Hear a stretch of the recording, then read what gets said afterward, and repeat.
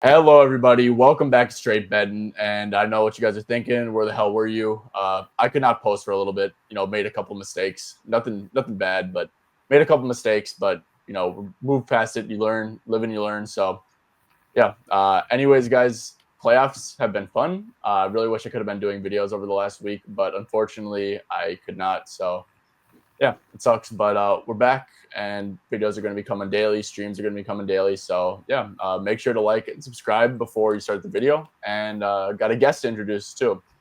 My boy Sammy, one of my buddies from Twitter, good pals, fellow Clipper fan. I'm not saying I'm a Clipper fan, but I like how they're hooping right now. But anyways, Sammy, how are we doing? Doing good. Thanks for having me on. Glad the streams are no longer banned. Good to see you back streaming again. I'm sure we're going to need all this info for the playoffs. Yeah. Well, we're gonna need your info, Sammy, because you know the Clippers like the back of your thumb, just like I know my Timberwolves, even though I'm 0-3 on Wolves props this postseason. So, anyways, yeah, let's just get into it. Okay. We talked this through a little bit, but Sammy, I'm gonna hand you the floor right away because I thought you had some good inputs on this one, but we do got Knicks versus the Detroit Pistons. Somehow the Pistons found a way to pull one out at MSG, even though Jalen Brunson was evolving into whatever Magikarp fucking evolves to, because he was flopping all over the place. But yeah, Sammy, what are your initial thoughts on Knicks Pistons game 3? So I think the key to this one is figuring out how the Knicks are going to defend Cade. So game 1, they sent him a lot of traps, a lot of blitzes. He ended up with 12 assists. But the Knicks won that game. They go away from it game 2, and he pretty much torches them. 33 points. The Pistons win the first 3 quarters. Then they go back to blitzing and trapping them more in the 4th, and they mount a little comeback. So I think it would make sense here that Tibbs goes back to trying to shut down Cade, put the ball in someone else's hands, make them try to beat you. But I know Tibbs is could be stuck in his ways in terms of rotations and schemes sometimes. So I think trying to figure out how they cover Cade will be a key to figure out who nukes in this game and who plays well. Yep. 100%. Sammy, I think you said that perfectly. Obviously, every Pistons prop is basically going to come down to what Sammy just said, is how do they defend Cade? If they defend Cade one-on-one, which I was under the impression that they were, it was kind of weird because in game 1, it was kind of like a similar script, except for the Knicks actually took over. In game 1, they were blitzing all over the place, but then the 4th quarter, they kind of started to ease up a little bit, made a big comeback, and then Tibbs actually showed the ability to adjust, and then said, okay, OG, we're going to put you on an island.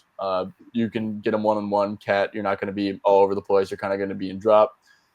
And then Cade cooked them. They lost. I will say the game was very low scoring. So I don't know if the Knicks defense was exactly the issue. It was kind of an offensive issue. But Sammy, I definitely agree that I do lean towards Cade getting true to the ball. And if that's the case, I think there's some interesting buy low opportunities. First one I want to mention and bring up is Tim Hardaway Jr. Over 9.5 points. He had a great game 1 when Cade did get blitzed. I mean, he got up 13 shots, got up 8 threes, got to the stripe for 3 free throws, ended at 19 points. And then even last game, honestly, he got up 8 shots in 21 minutes. The only thing is that he didn't make a single one. So there was no incentive to obviously play Tim Hardaway Jr. if he's going to go 0 for 8, right? So kind of checks out. But the 8 shots in 21 minutes is not bad, Sammy. What are your thoughts on Tim Hardaway chilling at this 9.5 mark? No, 8 shots for Tim. He's like a pretty low usage player. So even like that volume for him in only 21 minutes, that's like good. I'm guessing he just got benched here because he couldn't make a shot. That's why he only played 21. They closed with Schroeder, right? Yeah. I will say Dennis makes a lot of sense for this series, especially if Asar is going to be victim of the foul baiting and in foul trouble every game. Dennis definitely is like someone pesky to put on Jalen Brunson, have him pick him up full court. Could be a secondary creator. He has experience. So, yeah, I think that Dennis makes a lot of sense too, which maybe could hurt Tim Hardaway. But, yeah, Tim is definitely someone who's a little intriguing to me. Sammy, next person I do want to bring up is Asar. 17.5 PRA. We talked about this before. I think you made a good point. The game is not in New York, so do you think that could help Asar not get into foul trouble? Yeah, I mean, like in the playoffs, usually refs will go off the home crowd momentum and feed off it. So I think if they're calling ticky tack fouls like they were in New York, like the Detroit fans are going to let them know. They'll be less inclined to call those. So I definitely think he'll get the benefit of playing at home, less foul trouble. That's why he played low minutes in both these games. So I think he could easily see 25 plus here, especially if Stu's out. Like he's going to be playing small ball. He's key for their small ball lineups with Stu if Stu doesn't suit up, which will only help his rebounding. And he should. This is a pretty low line for him if he's getting good minutes. Yeah. I think that's a really good second point for sure. About the Stu stuff, it's like keep an eye on Isaiah Stewart. I think last game. I was actually not, I wasn't like by my computer or anything, but Sammy, last game, I believe Asar or Stewart got ruled out and Asar's line didn't even like move at all. Am I right? Or No, I think you're right. It might have bumped one, but I know a lot of people were on him anyway. So like it could have just been off the movement, off the steam and not necessary from the Stu news. Okay. Yeah. So that's something too. It's like maybe wait. I might probably do that. Wait to see if Stu gets ruled out and then bet Asar's PRA. I think that's probably something I'm going to do. What do you think about that?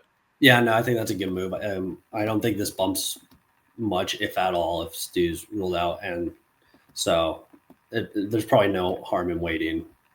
It helps him a lot, definitely. Yeah, for sure. Let's see. Before we move on to the Knicks side of things offensively, and I guess Pistons side defensively, do you have any other things you want to go over with Detroit? Not really. I'm gonna run Cade assists for like at plus money at 8.5. Like with the amount of potentials he saw in game one and the success they had with blitzing and trapping him, I think there's just like too much value to ignore, and just like you just basically have to hope that Tibbs like adjusts after that second game. But yeah, if they play him straight up again, like that's instant chalk. But I think I really do think they're gonna try to limit him here. Yeah, maybe even like sprinkle a double. I know the thing about sprinkling the double is that he got there with rebounds last game with 12. If anything is triple double, you probably get. I think last time I checked it was plus 1200 was best odds. Okay, that's worth a little sprinkle for sure with his rebound chances. Maybe even RA is better than assists, to be honest.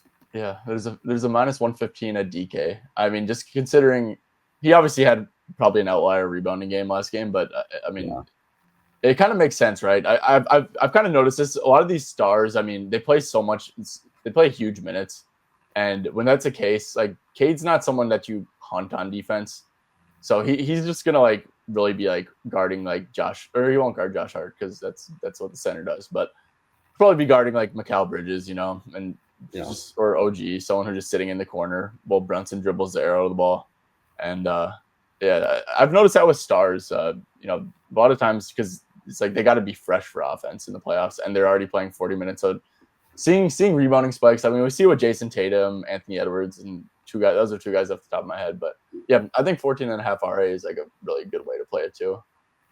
Yeah, definitely 11 plus chances in both games. So like sample size is pretty good on that. Like he's in position at least. Yeah, for sure. And he's like what 6'7".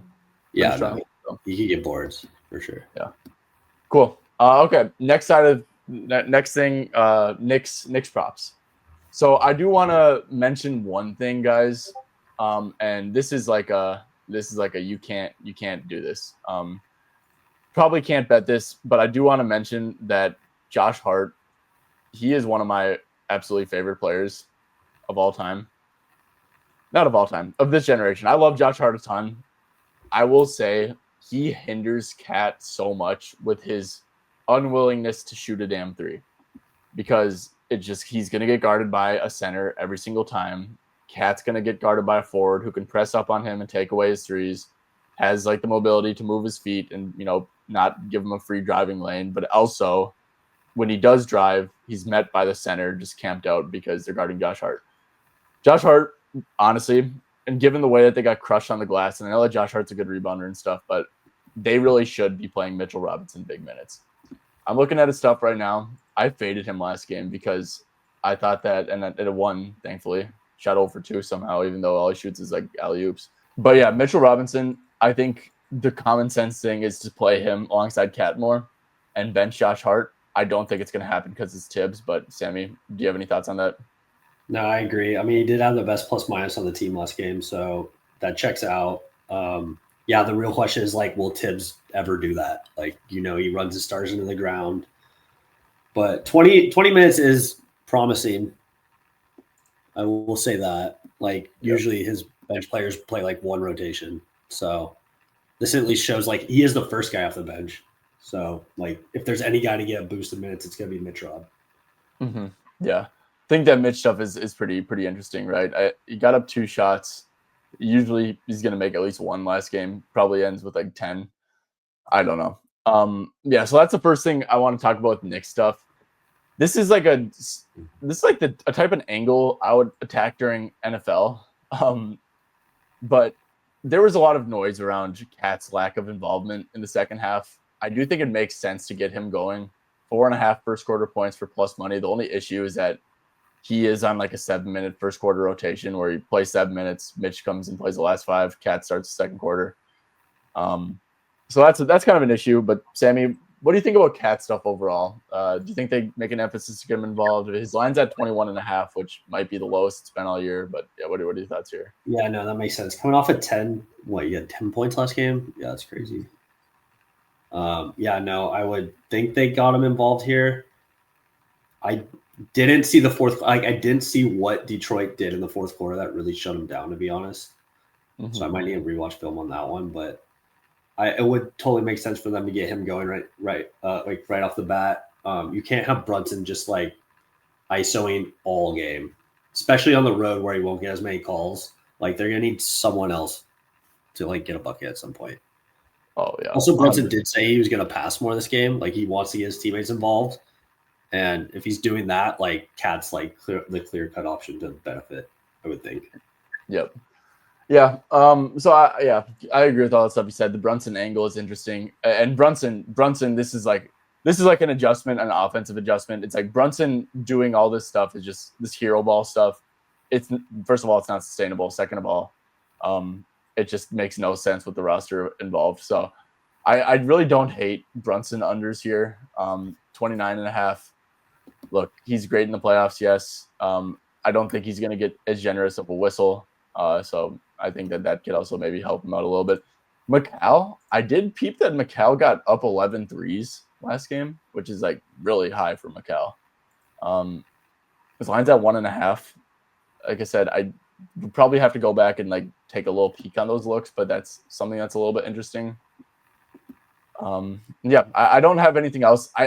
I might end up taking a Josh Hart under. Honestly, like I said, Tibbs probably isn't going to do it, but it's really bad, man. Like it's really hindering the offense. And yeah, I also noticed this last year. This is probably not very significant, but last year in the playoffs, he just had ridiculous home road splits. And I know they had that game versus Indy where they got absolutely killed, which might be having something to do with it, but was really good at home in the playoffs. Josh Hart just seems like a home.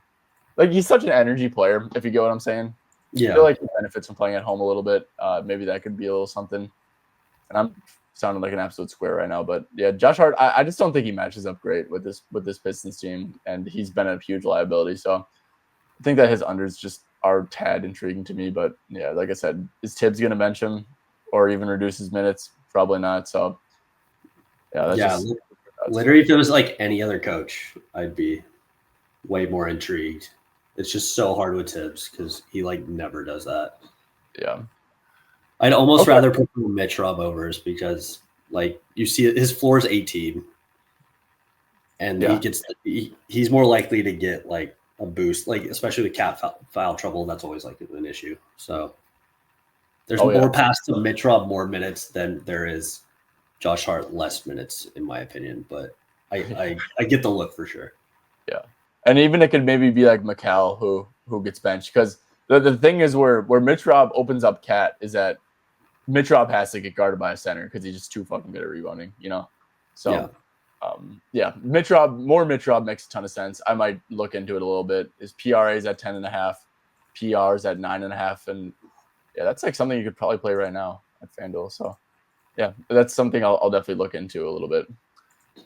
Okay, next up we got OKC Memphis. I want to quick start off with Shai Gilgeous-Alexander is so due, and I think that Memphis is, I mean, they're already cooked, right? But they're going back home. In theory, it's like 2-0. You can still make a comeback. I think Memphis gets up for this game, makes it close. I think that we see Shai on the court, with like 2 minutes left in the game. Maybe I'm wrong because Memphis kind of stinks, but Shai is insanely due. Kind of throw away that first game. Shai played awful. Obviously, worst possible game environment for like a star over because it was a 50-point game. Second game, Sammy, he played 38 minutes. He had less points than shots. How often do you see that with Shai? Took 29 shots and had 27 points. Yeah, that's literally like unheard of. Like if you just do this with 25 plus field goal attempts, like it's very green. So, and then on the road too, like less chance of blowout, more opportunity for minutes. Yeah. I like the look. Like he's not going to shoot under 50% every game. Like he's just too good of a player. Yeah. And that just like regression towards the mean is coming your way. I kind of like to like think about stuff like that in the playoffs when you're kind of getting greasy. Like regular season betting's like just way more simple than that. But yeah, Shai at 31.5 points. I think that PA at 37.5 is like a really good bet too, because that's only like adding like 6 assists. Look, his assists, he had 14 potentials last game. Memphis just gives up a ton of catch and shoot looks as well. They're just a really poor defense. So Shai combos, like I said, I think he's beyond due. Another person who I really like their matchup has been Chet Holmgren. He's just, there's times where Edie's guarding him, and like that's just like a ridiculous offensive mismatch for Chet. Jaren just helps off so much that the threes are always going to be there. And the threes he's hit 3 threes in each game, shot 3 for 4 from deep in 21 minutes, which is pretty good. Then in 33 minutes, he got 8 up. So I think 1.5 threes, minus 110-ish around is a pretty good look. But yeah, Chet just had great PRA games, right? He shot 45% in game 1. Obviously, good 3-point variance, but not really good 2-point variance. And he had 31 PRA in 21 minutes. Then he has 31 PRA again, 6 for 14. That's nothing crazy, right? So he's just been really good on the PRA per minute so far, and think this game's going to be close.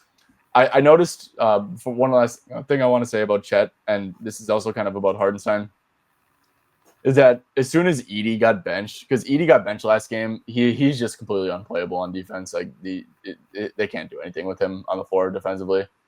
Then Isaiah Hardenstein's value was kind of down, and that really turned it into like Chet over Hardenstein minutes and stuff. So that could be another thing going in his favor too. But Sammy, any thoughts on Shai/Chet, or just overall thoughts on Memphis versus OKC? No, I think you make a lot of good points. This Chet line, like on some of these books, like this 14.5 line for Chet is like so low.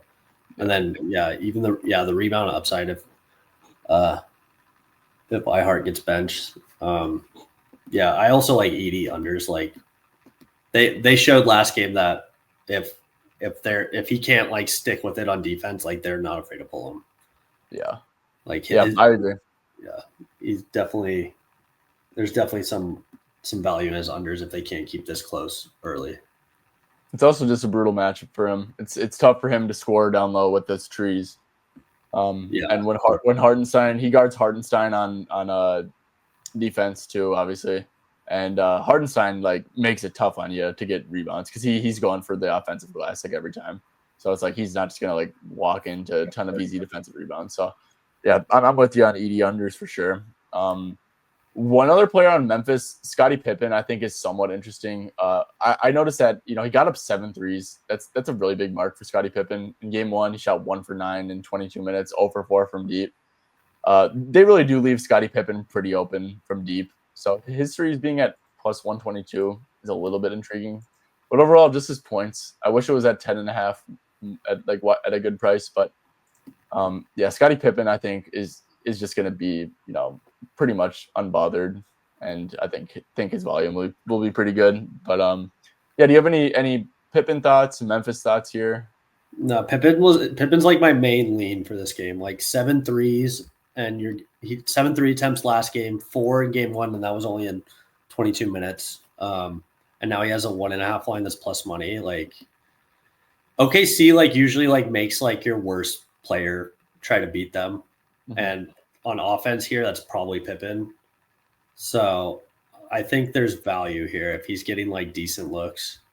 Yeah, And for sure. Yeah, points or threes could be a good look for sure.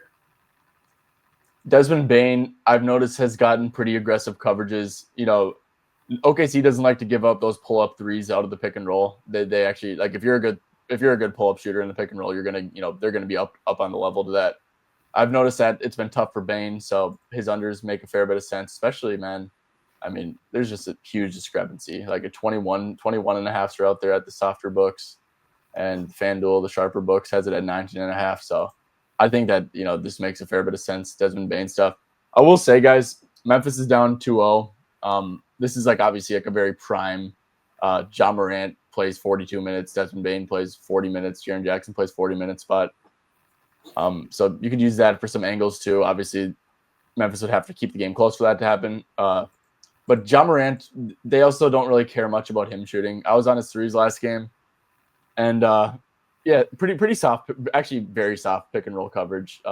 They kind of just let Ja take like contested floaters, which is like a very like inefficient shot. When it's like Chet and Hardenstein contesting it with Dort at the point of attack.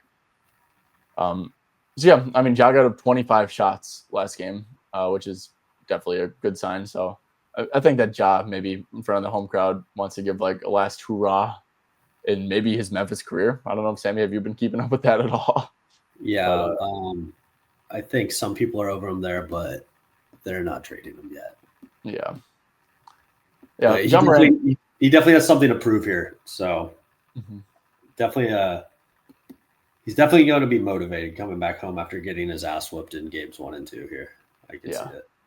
For sure. Yeah, so Ja Morant, I think, makes a fair bit of sense. I know we're just like kind of talking about a lot of overs, but yeah, Memphis unders would be like Bane, Edie types. That's kind of like the only leans. Pippen, Ja overs makes sense. And we talked about OKC. Is there any OKC under guys that you're thinking about before we move on to the last game? Not really, to be honest. Like I guess Hartenstein, because you said he lost out on some minutes last game. I faded Isaiah Joe last game. Like he played pretty low minutes for what his line was, but it's like dropped since then, even though he covered last game. So that's unfortunate. Yeah. He's like maxed out at like 18 minutes in a somewhat close game. Yeah. I think OKC kind of showed their hand, and I can't believe I didn't play Caruso at 11.5 PRA. I was staring at it, just didn't play it. But yeah, if Caruso plays 22 minutes, that checks out, right? In a game that's actually competitive in the playoffs, you see a minute boost for Caruso. Aaron Wiggins, who I think is a pretty damn good player, didn't play in the second half, which is weird, in my opinion. But yeah, it's like this game stays close. It's gonna be more Caruso, more Wallace. Those are like the trusted guys off the bench, from what it seems. So, yeah, I think that makes a little bit of sense. But like I said, guys, my favorite look, I just think Shea is beyond due. So I might end up doing some Shea points and assists stuff. Okay, Sammy, I'm gonna just give you the floor right away.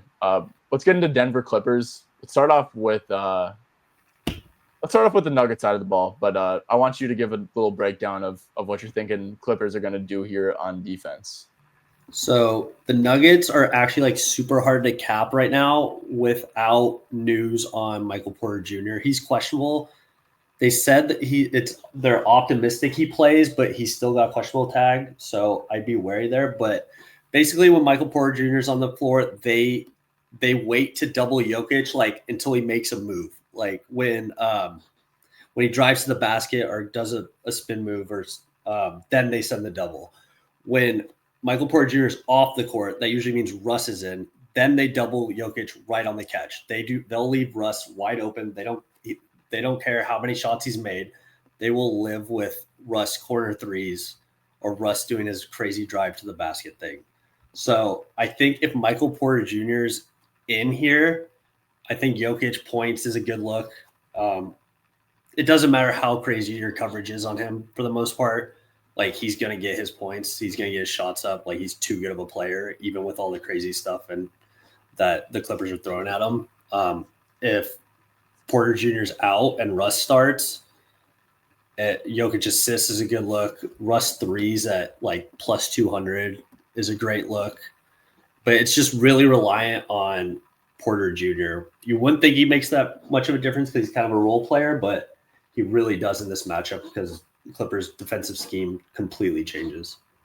Yeah. I think that's a gem. That's a gem right there, and I'm in complete agreement, right? And it just makes sense because Porter's a great spot up shooter. You can't giving up an open spot up three to Porter is like terrible defense in a playoff setting. Meanwhile, giving a spot up three to Russell Westbrook is great defense on a playoff setting. So it's pretty like, when you break it down, it's like kind of common sense, but I think that people would overthink that, it's like, okay, let's get into Nugget stuff. But like, yeah, no Porter or no Porter makes a big difference. There's also the question to ask, like, is Porter, pretty severely hurt, and is he going to be effective if he plays, or is he? We've already seen him get benched, and so if he's severely hurt, if he's not effective, like him playing 24 minutes and then Russ spike minutes is also on the floor too. So yeah, Sammy, I mean, you mentioned Russ Westbrook threes at 1.5. Honestly, dude, I wouldn't even be opposed to just like locking that in right now, because if you get the news that Porter's out, I mean, this is going to tank. But even like, I think there's outs for Russ minutes, even if Porter does play, just because given he's playing hurt, given he's already got benched and stuff. So yeah, I think that Russ stuff is pretty interesting, to be honest. You could even maybe sell me on points a little bit, because he's just gonna get in there and chuck, dude. Like it's kind of crazy, and they don't have. It's so crazy. Denver screwed up their team so badly, in a prime Jokic year, that they're to the point where if Russell Westbrook is like a necessity for them to play in the playoffs. Yeah, it's like crazy how much you could feel them miss KCP out of all people. Yeah. Like just someone that can like spread the floor but still like play defense. Like when you replace like a knockdown 3-point shooter with Russ, it's like makes such a difference in your spacing. Mm-hmm. And you could feel someone who's like an irrelevant player now, Bruce Brown, but you could feel his absence last year for Denver too. It's like they just like didn't replace Bruce with anything. And then they did basically, I guess they replaced. They didn't replace KCP with anything either. Yeah, Christian Brown's starting now, but like Christian Brown off the bench this year would have been insanely clutch. Like he's a pretty good player, and yeah, so it's like this team just they screwed themselves over. But yeah, so I agree with getting back to the main point. It's like if MPJ plays, I think Jokic 26.5 over might be worth a stab. But it's also. He's played in these first two games, and it's been a little bit sweaty, but yeah, these are important games. Do you think there's like a chance that the Nuggets get blown out? As a biased observer, yes, I do. Yeah. I don't know. Well, like all the Clippers role players like played like shit the first two games, and they took them to overtime in game one, and they won game two, and that was on the road. Now you're coming home. There's a flu that's going around the Denver locker room. Like, oh, really? Yeah. So they have players that are sick. Porter Jr. is questionable. And you just lost like a pretty hard fought battle on your home court. Like, there's a path to the Clippers winning this pretty strongly. I mean, it's a 5.5 point spread. So in Denver, it was only 1. So books definitely are adjusting. Yeah. One last thing I want to talk about, Sammy. If Porter's out, what do you think about Kawhi rebounds at 5.5? 5.5 is probably a good look. I would probably prefer RA here. 9.5 would have been way better, but there's a super juice 9.5 out there. FanDuel and yeah, that's solid because he should get assist opportunities now after he just torched them in game 2. But yeah, if Porter's out. Kawhi should take Russ, I would think, or I think Gordon. I just They would move okay. Gordon. I They'd got probably this move wrong. him to Gordon and put Harden on Russ. You're right. Yeah, I think that putting Harden on Gordon is like really dumb. I'm biased because Sammy, you kind of like you warned me of it, and it happened anyways, and I got insanely lucky. I just Gordon's like a really damn like dominant player down low. Like, and when he tries on the offensive glass, like he will punk you. And I saw a couple reps of Kawhi going up against Aaron Gordon, and Aaron Gordon like couldn't do shit. Yeah. And so I think that Kawhi on Aaron Gordon would make sense. But Van Gundy's like a creative defensive mind, and they're kind of just switching shit up all the time. So yeah, there's also that. Yeah, that makes sense. It's not like one set defense that they've been running this series at all. So yeah, especially on Jokic, right? And that's like smart too. It's like you got to switch it up with Jokic. Like, let Zoo bash with him one-on-one for a little bit, and also Russ is on the court. Okay, yeah, let's double the show of him and like let these other fools like try to beat us. mm-hmm. So, okay, Clippers stuff. What are your thoughts on Clippers stuff? So I'll just give you my first play. It's not really playable anymore, but I played Kawhi over 3.5 assists. Obviously, we saw him completely torch them in game 2. They started trapping a lot more in the fourth quarter. I think he had 3 assists in the fourth quarter alone. 11 potentials last game, 7 in game 1. I mean, you just can't let him completely torch you back-to-back games. His hit rate with 7+ potentials is like insane this season, 10 of 12. But I think this is a really good spot in general for the Clippers role players. You're coming back home. Kawhi just went off. Harden had a huge game 1.